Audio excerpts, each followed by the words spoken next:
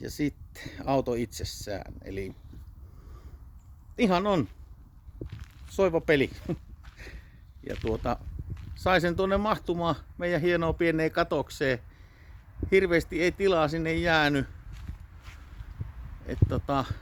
Tähän pitää miettiä sitten, jos talveksi vähän rakentelisi jotain. Talvella ei ole nyt tarkoitus ainakaan tässä ajassa liikkua mihinkään. Ja nuohan me käytiin siihen hakemassa, kun ne on ne vähän vanhat nimenomaan. Ja sitten tämmöisenä autonlaitteena vanhana rekkakuskina kaariarautaa meillä pitää olla lisävaloteline. Ja päällä oli hienot halogeenipyöryläiset, niin siihen tulee sitten 9-tuumaiset ledit vielä päälle. Ja ledithän vaihdetaan joka paikkaan tässä autossa. Se on siitä ei niin lähetä. Se on yhden kaverin ledisankarikaveri aikaansaannoksi, että autoihin laitetaan aina kaikkea lediä joka paikkaan. Ja ehkä saatoin laittaa xenonit noihin ajovaloihinkin. Ja auto on hito hyvässä kunnossa ulkoisestikin. Ja ei ole kolhuja eikä narmuja eikä mitään. Ja tässä oli vähän sitä renkaanvaihto-operatiunia meillä tuossa, että kokeiltiin, että miten ne renkaat vaihtuu. Ja kun ei ihan oltu kaikesta perillä, niin siitä. Tää pitäisi olla irrotettava, mutta kyllä se irtos, mutta laitetaan takaisin tänään kiinni. Ja pyörän pystyy vaihtamaan ilman poskeen irrottamista.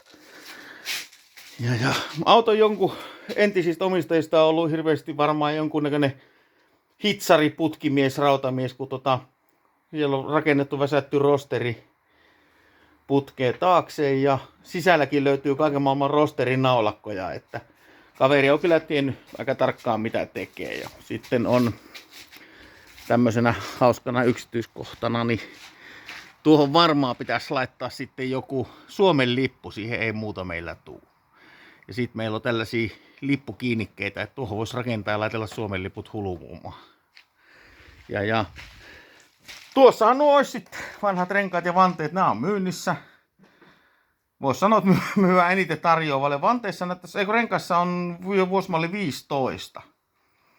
Että semmoiset 10 vuotta vanhat renkaathan niissä on. Ja 3 on kupit, 1 kuppi lähti huit 6, kun tuotiin auto kotiin ja noilla ei tehdä mitään. Tähän autoon ei tule kuin kitkarenkaat sitten tulevaisuudessa, jos tulee. Että yksillä renkailla me pelataan. Semmoiset suunnitelmat tässä on. Tässä voi nyt vähän paremmin hahmotella tämän, että on siinä kohta tulee 150 tonnia täyteen. Mankka on susi huono, aivan surkea, mutta se vaihtuu ja vähän tietenkin äänetoistoa parannellaan ja telkkaria olisi tarkoitus tuohon, mistä otettiin tuo irti, niin telkkaria sinne sitten. Mutta kun tässä lähdetään ajolenkille tämän vehkeekaan, niin tehdään sitten semmonen ympäripyörimisvideo.